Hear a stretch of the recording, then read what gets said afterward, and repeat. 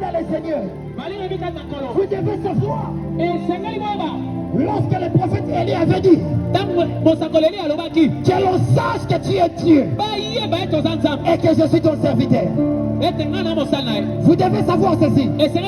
Lorsqu'il a dit que l'on sache que tu es Dieu, Élie ne se glorifiait pas lui-même, le prophète. Une sœur est sortie Dieu et non lui le prophète.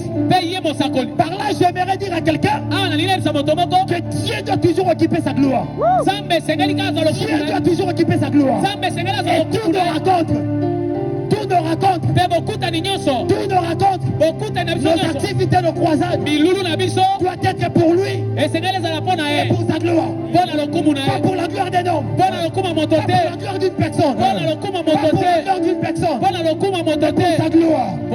Et les vrais serviteurs de Dieu sont toujours à glorifier Dieu. Élie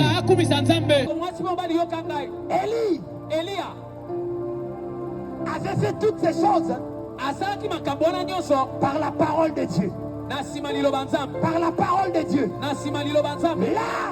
Là, Élie avait agi. Parce que Dieu avait dit ceci au prophète Jérémie. C'est écrit dans son livre de Jérémie. Chapitre 1er, le verset 12. La partie B. Il dit, je veille sur ma parole pour l'exécuter, pour l'accomplir. Je vais dire à quelqu'un, celui qui t'a appelé, celui qui t'a fait la promesse, il est fidèle. Il veille sur ses prophéties. Il veille sur ses promesses. Il veille sur sa parole pour l'accomplir dans ta vie. Pour l'accomplir dans ta vie. Je vais dire à quelqu'un ceci.